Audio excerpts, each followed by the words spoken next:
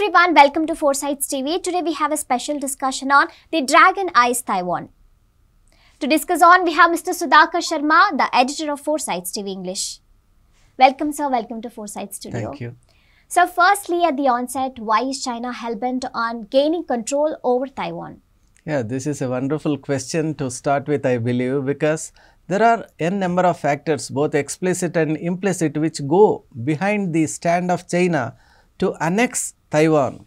And the most important thing is the geographical positioning of Taiwan, and that makes all the difference, because China has all along been trying to monopolize the entire area of Pacific, and if it captures Taiwan, it would really make it.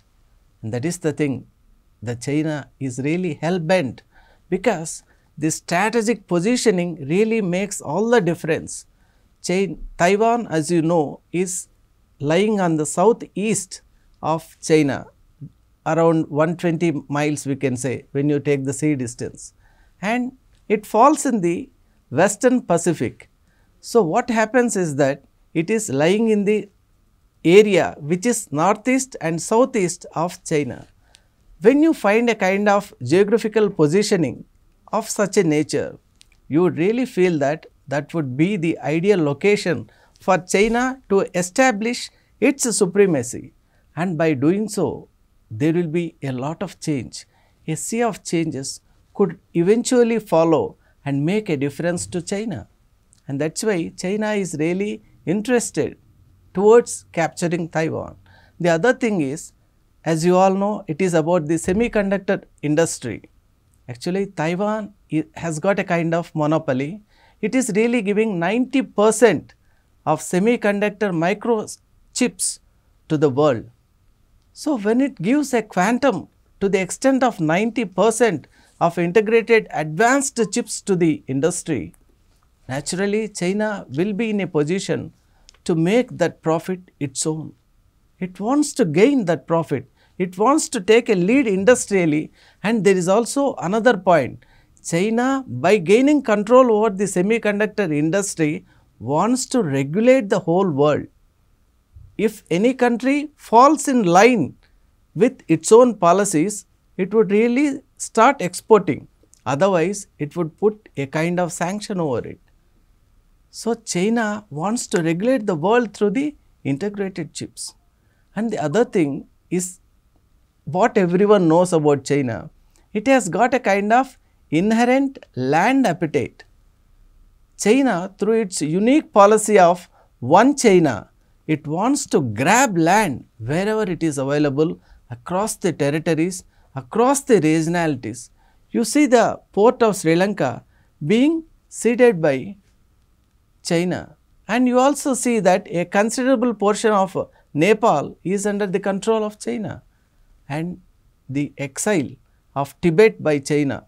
Everything you see across the world, and latest you have seen the lithium triangle, where ABC we call it, Argentina, Bolivia and Chile, they are ready to offer their land in terms of the trade manipulations by China. So, everywhere you see that China is trying to expand itself, expand the horizons, expand the territories and expand its control. And finally, why does China do all those things? It is because China wants to gain a kind of sovereignty. It wants to become the superpower in the world. It wants to supersede even Russia and America. That is the inherent plan of China to make all these things. And to achieve that, the strategic location of China is inevitable for its manipulations or machinations, we call it. Geopolitical strategy drives China to annex Taiwan, and this has been the strategy behind its numerous things which we see, like direct combat they have shown. They have even given threatening things, and of late we have seen that the fighter jets of China were moving over the skies of Taiwan. Really, it is a kind of violation of the aerospace rules, but still they have been done only to make Taiwan accept the proposal of China for a reunification with the mainland. Yeah, true, sir. Sir, at the onset, why is China hell-bent on gaining control over Taiwan? Now, this is a question which is really mattering the whole globe, I would say. And to speak about this, we have to really see why China has got such a kind of interest, or why it is, as you have said, hell-bent on annexing Taiwan.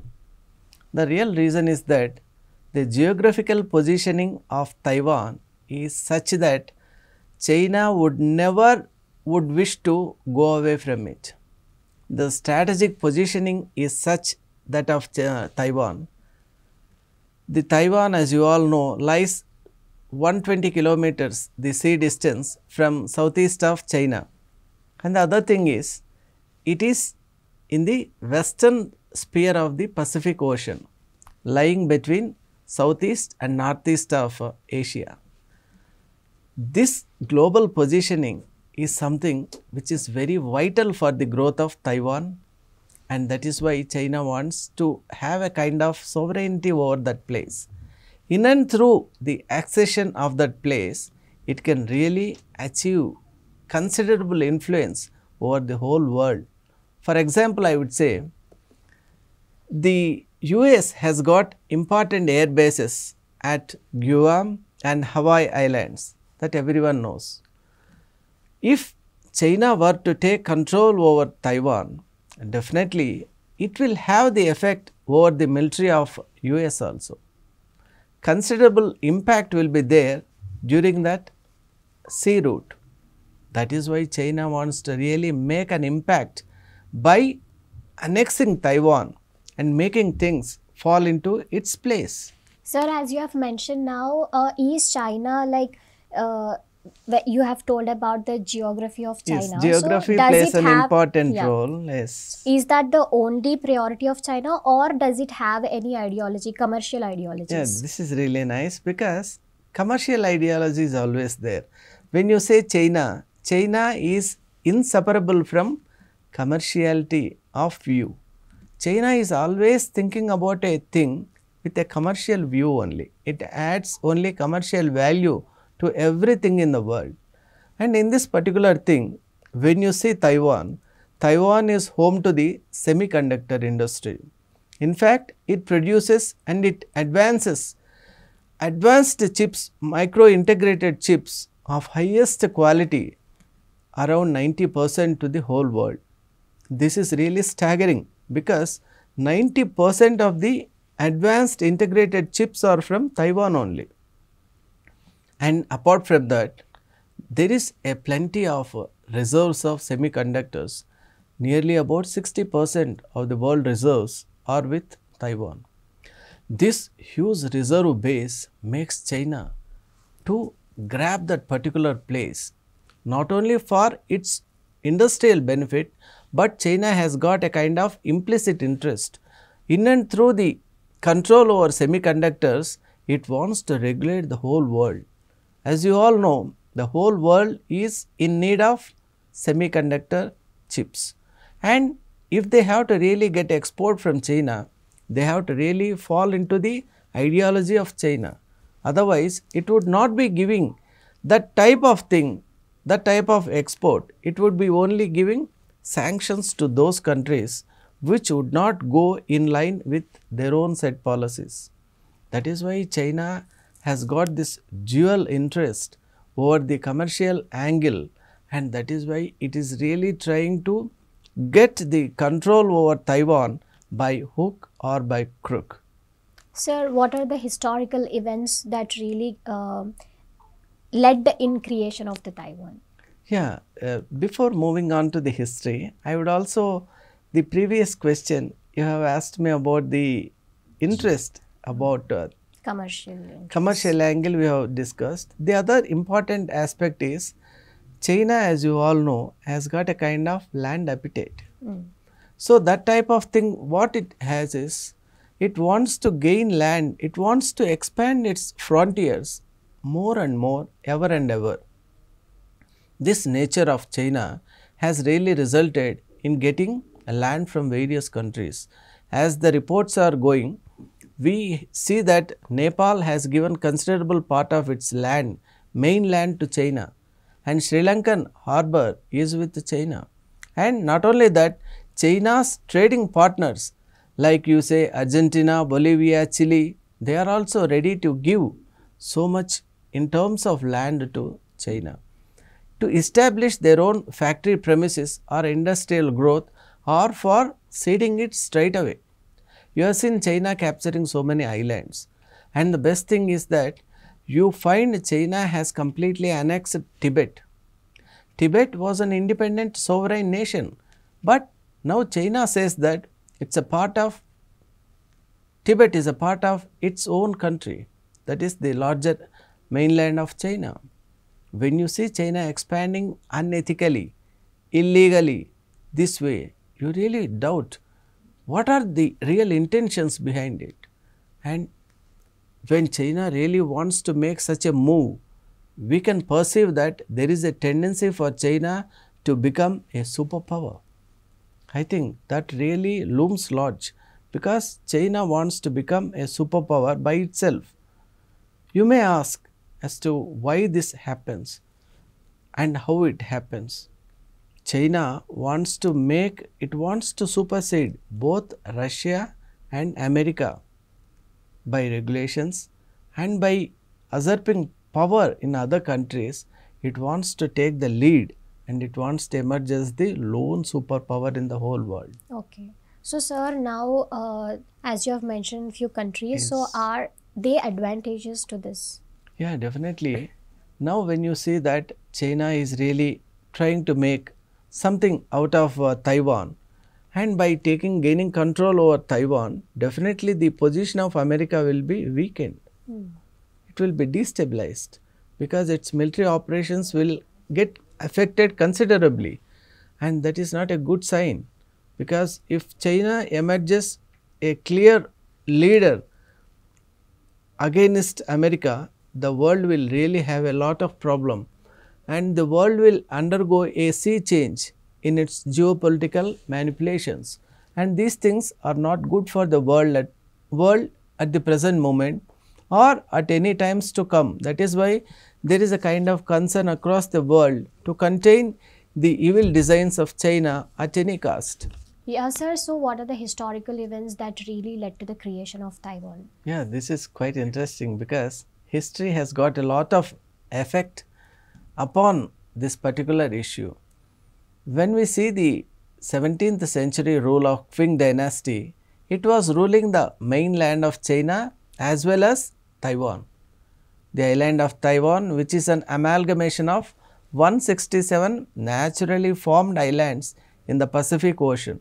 So, it is a wonderful thing, a wonderful landscape we would say, and it is really the mineral base of Taiwan is of special interest world over. And when such a situation is there, the Qing dynasty was ruling up to 1895 when a war between China and Japan took place, and in that war Japan gained the upper lead and won the war. The control over the island of Taiwan was transferred to Japan. For the first time, the people of Taiwan have seen a change in the rule, a shift in the power, and they have experienced the difference, because the Japanese way of administering things is quite different from that of China. China's policy is very hard one. It does not give the empathetic concern to the people, whereas the Japanese were really artistic, they were evolved, and they were really having a kind of concern to the people whom they administer. This difference they have experienced. It was latent in their hearts, but it was not the right occasion to express. And the things were moving this way. Then the two world wars came. The first world war was fought between 1914 to 1918. And the second world war was fought between 1939 to 1945.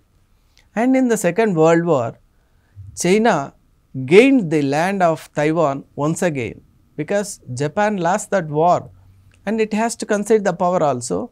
So, the mainland of China got control over Taiwan also. It was reunified, and a miracle happened at the time. Between 1945 and 1949, a sea of change happened in China. And before that, I would take you to 1911, where there was a kind of unrest in the whole of China.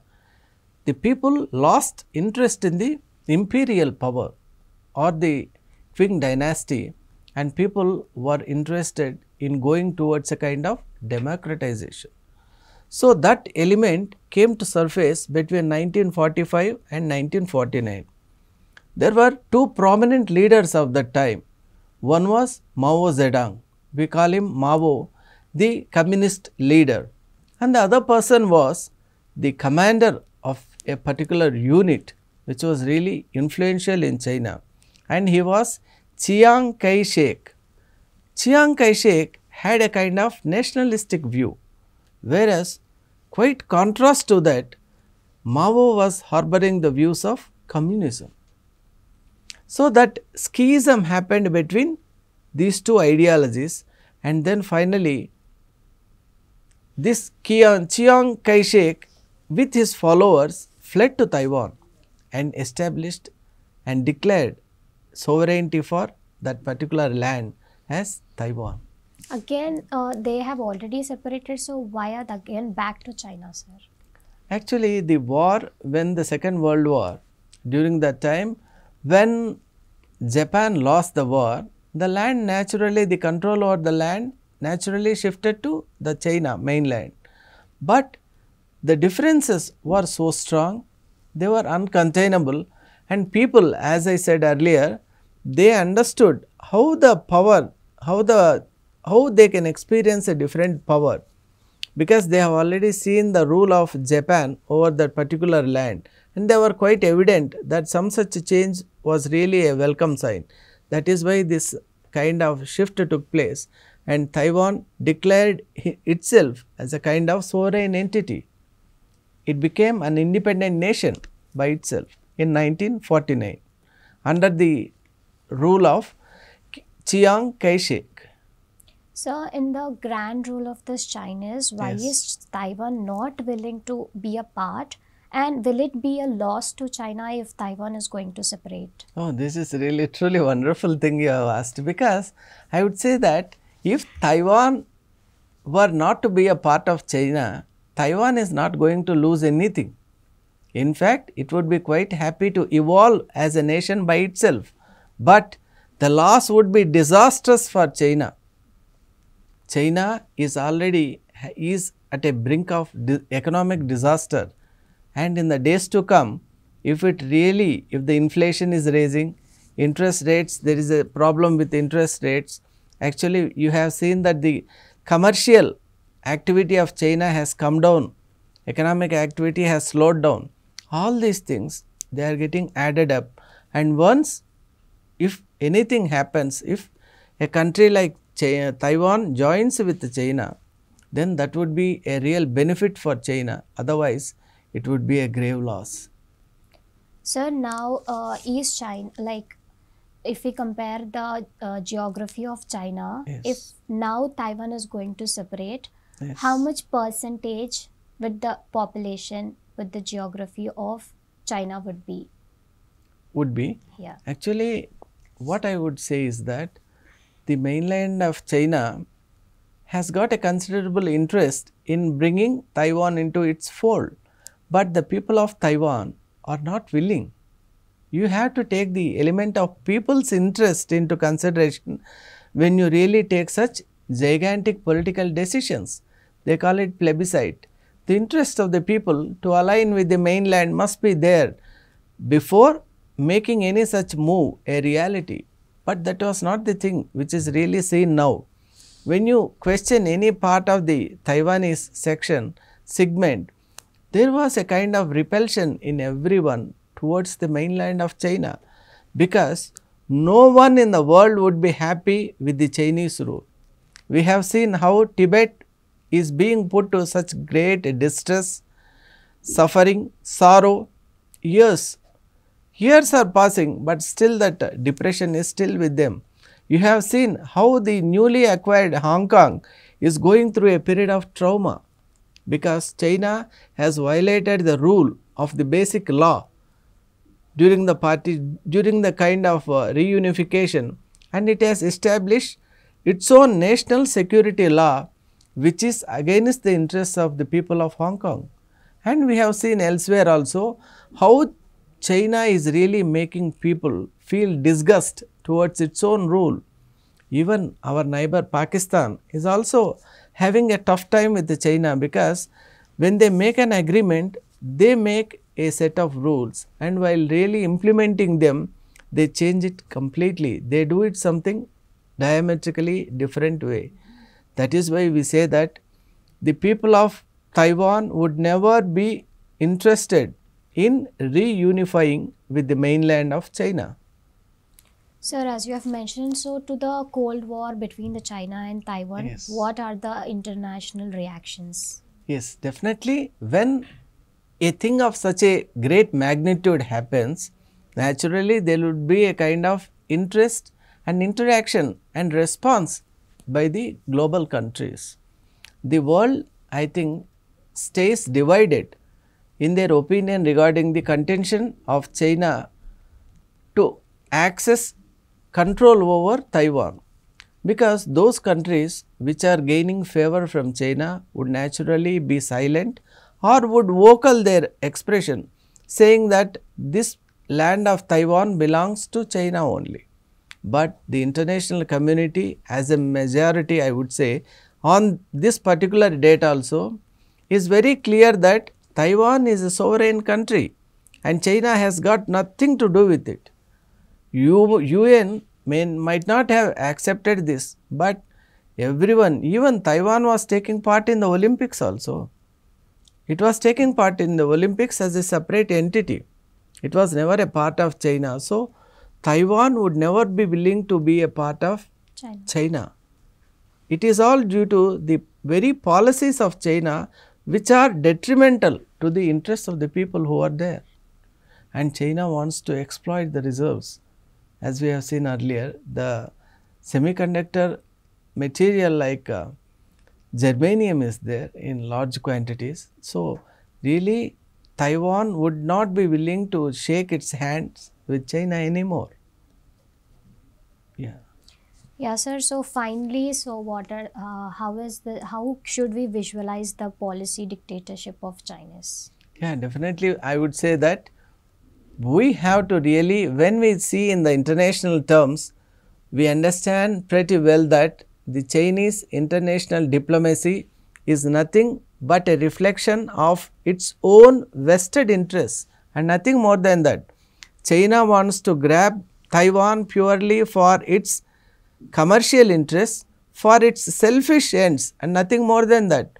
It wants to make itself a superpower by gaining the control over Taiwan and control even the US military. Actually, China knows pretty well that America is the only thing which is against it and which is capable of putting any type of break to its activities. It has made negotiations with Russia, so it will not have much resistance from Russia. The only thing which could resist and which could even overtake China is the element of America. That is why it tries to give a kind of pause to the activities and put a break to the activities of America. And that is why we find that Taiwan's issue has become truly global. So, except China, all other countries are happy to see Taiwan separation. Yeah, most of the nations, I would say, because those nations which are gaining some favor from China, mainland of China, they wouldn't vocally express their support. But I would say that in the heart of the hearts, most of the nations, well, all the nations of the world might really wish Taiwan to remain independent forever. Thank you, sir. Thank you for briefing about the separation of Taiwan from China. Thank you for your valuable time. Thank you. Well, that's all for the day. Thank you for watching 4Sides TV. Keep watching 4Sides TV for more latest interesting topics.